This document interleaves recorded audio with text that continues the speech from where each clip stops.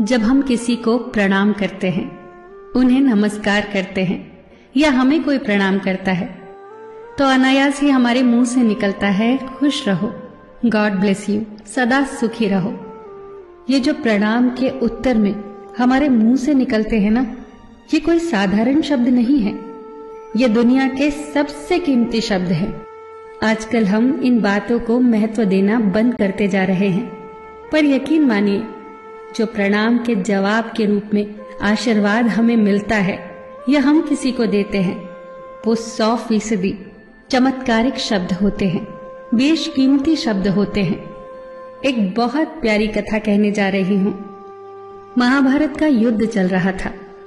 एक दिन दुर्योधन के व्यंग से आहत होकर भीष्म पितामह यह घोषणा कर देते हैं कि मैं कल पांडवों का वध कर दूंगा। इस घोषणा का पता जैसे ही पांडवों को चलता है तो उनके शिविर में बेचैनी बढ़ जाती है। सभी को भीष्म पितामह की क्षमताओं के बारे में पता था, इसीलिए सभी अनिष्ट की आशंका से परेशान हो जाते हैं। तभी श्री कृष्ण द्रौपदी से कहते हैं, तुम अभी मेरे साथ चलो। श्री कृष्ण द्रौपदी को लेकर सीधे पितामह भीष्म के शिविर में पहुंच जाते हैं। श्री कृष्ण स्वयं तो शिविर के बाहर खड़े हो जाते हैं, पर वो द्रौपदी से कहते हैं कि अंदर जाकर पितामह भीष्म को प्रणाम करो। जैसे ही द्रौपदी ने शिविर के भीतर जाकर पितामह भीष्म को प्रणाम किया, तो पितामह भीष्म के मुख से द्रौपदी के लिए ये आशीर्वाद निकला, अखंड सौभाग्यवती भव। जैसे ही ये आशीर्वाद उनके मुख से निकला, उसी क्षण उन्हें स्मरण हो आया कि आज ही तो उन्होंने पांडवों के वध की घोषणा की थी और स्वयं ही उन्होंने द्रौपदी को अखंड सौभाग्यवती रहने का आशीर्वाद दे दिया। फिर पितामह भीष्म ने द्रौपदी से पूछा, पुत्री, क्या तुम इतनी रात को यहाँ अकेली आई हो या तुम्हें यहाँ श्री कृष्ण लाए हैं? तब द्रौपदी ने कहा, जी पितामह, और वो शिविर के बाहर ही खड़े हैं।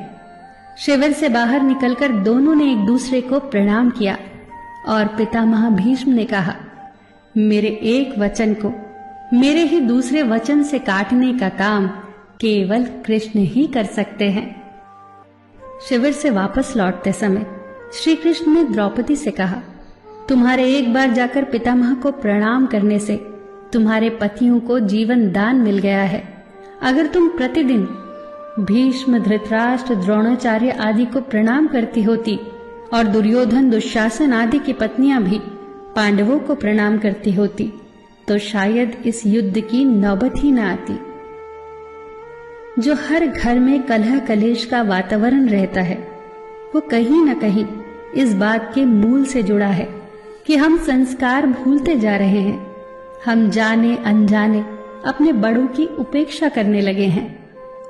याद रखना कि हर चीज पैसे से खरीदी नहीं जा सकती, और ये भी याद रखना कि हर बात का जवाब गूगल से नहीं मिलता। उसके लिए बुजुर्गों के पास भी बैठना पड़ता है। शरीर की खुराक के साथ साथ हमारी आत्मा को भी खुराक चाहिए, जो संस्कारों से हमें मिलती है। हम भूलते जा रहे हैं आशीर्वाद के महत्व को। आशीर्वाद एक कवच की तरह होता है, जो हर बाधा से हमारी रक्षा करता है।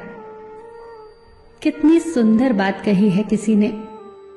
प्रणाम अनुशासन है, प्रणाम शीतलता है, प्रणाम आदर सिखाता है, प्रणाम से सुविचार आते हैं, प्रणाम झुकना सिखाता है, प्रणाम क्रोध मिटाता है, प्रणाम आंसू धो देता है, प्रणाम अहंकार मिटाता है, प्रणाम हमारी संस्कृति है।